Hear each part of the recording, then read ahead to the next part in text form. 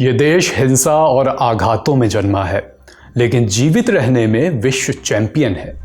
ये बात वोलोदिमीर येरमोलेंको नाम के ऑथर ने एक किताब में लिखी है, जिस किताब का नाम है Ukraine in histories and stories. Ukraine का ऐसा कौन सा इतिहास है जिसमें हिंसा भी है, आघात भी और जिजीविषा भी। अकाल से लेकर सांस्कृतिक संघर्ष तक झेल चुके यूक्रेन का पूरा इतिहास आखिर है क्या, और कैसे ये देश कॉन्फ्लिक्ट के इस स्तर तक पहुंच गया कि 3 साल से भी ज़्यादा समय से जंग लड़ रहा है। नमस्कार, मैं अभिषेक और आज की तारीख में कहानी यूक्रेन की। Brought to you by Higher and Sharda University.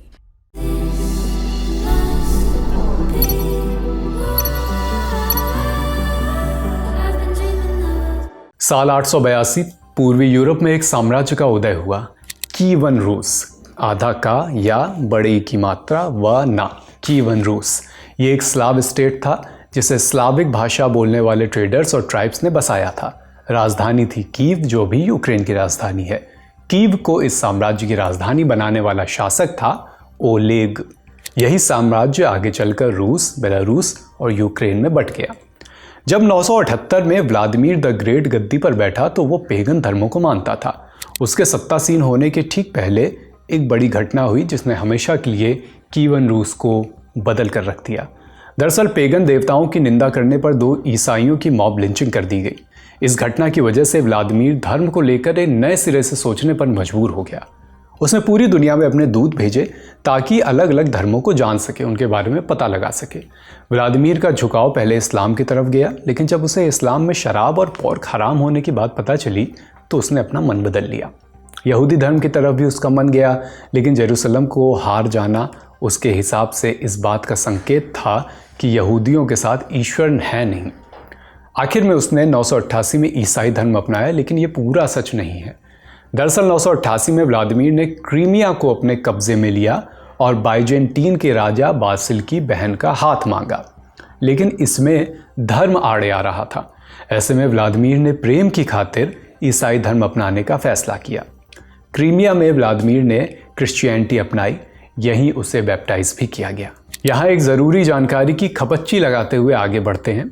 2014 में रूस का क्रीमिया पर हमला व्लादिमीर के बैप्टाइजेशन को आधार बनाकर ही किया गया था। रूस का मानना था कि व्लादिमीर को इस पावन धरती पर बैप्टाइज किया गया, इसलिए क्रीमिया रूस का ही हिस्सा है। व्लादिमीर द ग्रेट के साम्राज्य को पुतिन अखंड रूस का नाम देते हैं और इसलिए यूक्रेन को रूस का अभिन्न अंग मानते हैं।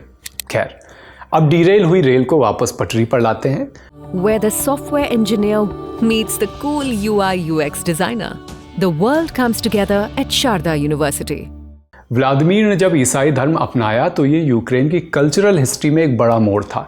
ये न केवल एक धार्मिक परिवर्तन था, बल्कि एक सांस्कृतिक और राजनीतिक एकीकरण भी था। इस वजह से ही कीवन रूस यूरोपीय सभ्यता के दायरे में आ गया।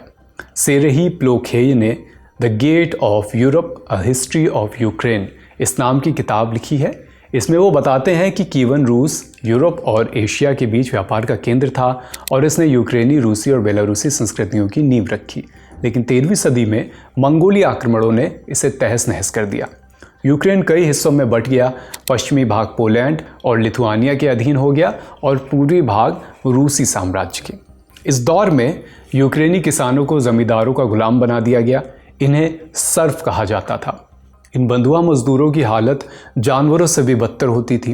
यही वो समय था जब कोसैक वॉरियर्स उभरे। कोसैक लोग आज़ादी के लिए लगातार लड़ते रहते थे। उन्होंने रूसी और पोलिश ताकतों से टक्कर ली, लेकिन पूर्ण स्वतंत्रता हासिल नहीं कर सके। इसमें कई किसान भी शामिल हुए जिनके परिवारों को उस समय मार दिया गया था। 1648 में हुआ कोसैक विद्रोह यूक्रेनी इतिहास का एक अहम पड़ाव भी है। बोहदान खमेलनित्स्की की अगुवाई में पोलिश लिथुआनियाई कॉमनवेल्थ के खिलाफ हुए रिवॉल्ट ने कोसैक हेटमैनेट की स्थापना की। इसके बाद इस इलाके पर कब्जे के लिए पोलैंड, क्रीमिया, रूस, ऑटोमन साम्राज्य के बीच 30 साल तक खूनी जंग चली। 18वीं सदी में रूस ने धीरे धीरे यूक्रेन के ज़्यादातर हिस्सों को अपने साम्राज्य में मिला लिया। खासकर 1793 के बाद जब पोलैंड का बंटवारा हुआ तो मध्य और पश्चिमी यूक्रेन भी रूस और ऑस्ट्रिया के हाथों चला गया। रूस ने यूक्रेन के कल्चर, लैंग्वेज और ट्रेडिशंस को कुचलने की कोशिश की। स्कूलों में यूक्रेनी भाषा पर प्रतिबंध लगा दिया गया, लेकिन ऐसा हुआ क्यों? दरअसल भाषा ही वो पहचान है जो रूस और यूक्रेन को एक दूसरे से अलग करती है। जब रूस ने यूक्रेन का अधिग्रहण किया तो यूक्रेन ने भाषाई अस्मिता को लेकर विद्रोह की चिंगारी उठनी शुरू हुई। ज़ारशाही ने इसे जितना दबाना चाहा, ये उतनी ही ज़्यादा उभरी।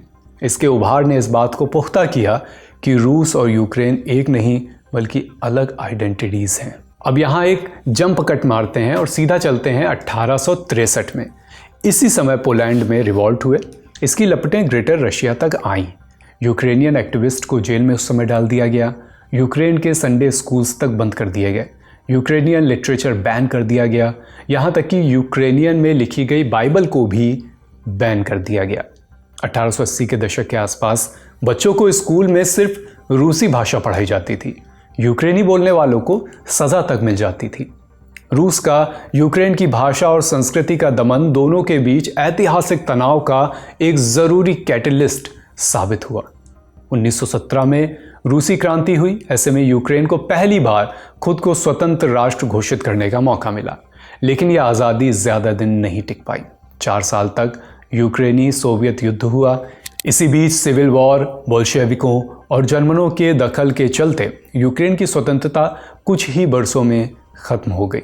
1922 में यूक्रेन को यूएसएसआर में मिला लिया गया। फिर घटी यूक्रेनी इतिहास की सबसे दर्दनाक घटना। 1932-33 में स्टालिन की सामूहिक खेती की नीति और सख्त अनाज जब्ती के चलते यूक्रेन में भीषण अकाल पड़ा। लाखों यूक्रेनी भुखमरी के शिकार हुए। इसे होलोडोमोर कहा गया, जिस पर हमने तारीख में विस्तार से एक एपिसोड में बात भी की है। ये एक मानव निर्मित अकाल आज तक माना जाता है। इसके लिए यूएसएसआर और स्टालिन जिम्मेदार थे। ये सहज मौतें नहीं, एक किस्म का जनसंहार था। कहते हैं कि 1933 के मध्य में रोज़ 28,000 लोगों की दर से यूक्रेनियन मर रहे थे।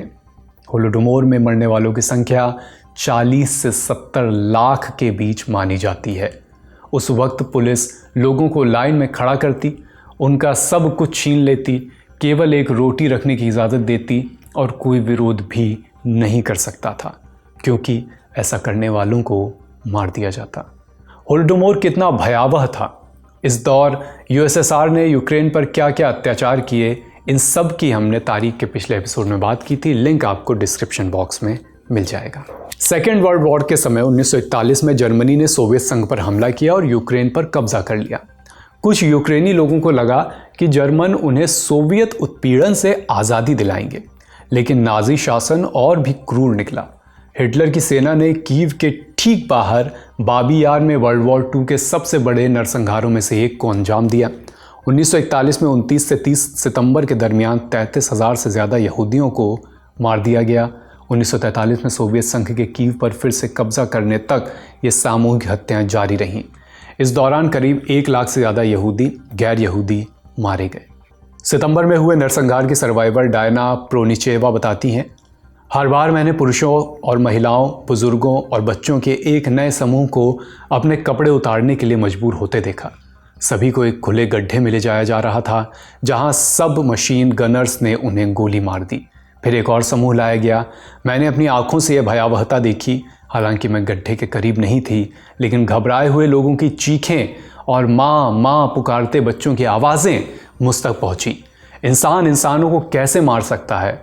फिर मुझे समझ आया, ये फासिस्ट इंसान नहीं, जानवर हैं। ऐसी अनगिनत कहानियां हैं। आप सर्वाइवर के टेस्टिमोनियल्स अलग अलग स्रोत पर पढ़ सकते हैं। यह यूक्रेन के इतिहास में एक ऐसा क्षण था जब उसकी ज़मीन पर एक और विदेशी शक्ति ने कत्लेआम मचाया। इससे यह भी स्पष्ट होता है कि यूक्रेन को केवल एक शक्ति के दमन का सामना नहीं करना पड़ा, बल्कि अलग अलग ताकतों की क्रूरताओं और दमन का समय समय पर सामना करना पड़ा। दूसरे विश्व युद्ध के बाद यूक्रेन एक बार फिर सोवियत संघ का हिस्सा बना। यहाँ इंडस्ट्रीज लगी, नए शहर बसाए गए, लेकिन इसको सांस्कृतिक और राजनीतिक स्वतंत्रता तब भी नहीं मिल पाई। 1986 में यूक्रेन पर एक और आपदा टूटी। चेरनोबिल न्यूक्लियर त्रासदी में 31 लोगों की मौत हुई। कीव से करीब 100 किलोमीटर दूर एक परमाणु रिएक्टर में धमाका हुआ, रेडिएशन फैला, सरकार ने कई दिनों तक जानकारी छुपाई, लाखों लोग रेडिएशन के संपर्क में आए, कई हेल्थ इश्यूज़ पैदा हुए, कैंसर जैसी बीमारी बड़े स्तर पर फैली। बाकी चेरनोबिल डिज़ास्टर को अच्छे से समझना है तो HBO की चेरनोबिल नाम की एक मिनी सीरीज़ है, वो देख डालिए। 20वीं सदी के आखिरी दशक में सोवियत संघ टूट गया, यूक्रेन ने अपनी स्वतंत्रता हासिल की। 1991 में यूक्रेन की आज़ादी की घोषणा एक ऐतिहासिक पल था। ये निर्णय जनमत संग्रह से हुआ, 90% ने स्वतंत्रता के पक्ष में वोट किया। आज़ादी के बाद यूक्रेन को तमाम चुनौतियों का भी सामना करना पड़ा। इन चुनौतियों में आर्थिक अस्थिरता, भ्रष्टाचार और रूस के साथ तनाव प्रमुख रूप से शामिल रहे। यूक्रेन का इतिहास केवल युद्ध और राजनीतिक बदलावों का नहीं है, ये उन आम लोगों की भी कहानियों का इतिहास है जो हर तूफान में अडिग खड़े रहे, अपनी भाषा और पहचान बचाए रखी। यूक्रेन का भविष्य अभी भी अनिश्चित है, लेकिन उसका इतिहास इस तरफ इशारा करता है कि इस देश के नागरिक समय समय पर अलग अलग चुनौतियों का सामना करते हुए लगातार उठ खड़े हुए हैं। इस समय यूक्रेन और रूस के बीच करीब 3 साल से जंग छिड़ी हुई है, आप जानते ही हैं। इस जंग का आगे भविष्य क्या होगा अभी कोई नहीं जानता। रूस के लिए और यूक्रेन के लिए, दोनों देशों में रहने वाले लोगों के लिए ये जंग कैसे परिणाम लेकर आएगी अभी कोई नहीं जानता। एक तरफ पीस टॉक्स की तमाम बातें होती हैं, दूसरी तरफ दोनों ही देश कुछ ऐसे कदम समय समय पर उठाते रहे हैं जिससे सीज़ फायर की या शांति की तमाम उम्मीदों को समय समय पर दोनों ही पक्षों से झटका लगा है। फिलहाल यही कामना करते हैं कि दुनिया की किसी भी कोने में अलग अलग किसी भी फ्रंट पर युद्ध अगर हो रहा है, कोई भी कॉन्फ्लिक्ट है, तो वो जल्द से जल्द रुके। यूक्रेन में भी शांति हो, रूस में भी और अलग अलग फ्रंट्स पर भी। ये यूक्रेन का इतिहास था जो हालिया जिस तरह से घटनाक्रम रूस और यूक्रेन के वॉर फ्रंट पर घटित हुए हैं, उसके संदर्भ में ये पूरा इतिहास हमने तारीख के माध्यम से आपके सामने रखा। ये स्क्रिप्ट लिखी है हमारे साथी अनुभव ने। तारीख में फिर आपसे मुलाकात होगी किसी अन्य किस्से कहानी के साथ। अपना ख्याल रखिए। लल्लन टॉप देखते रहिए। शुक्रिया।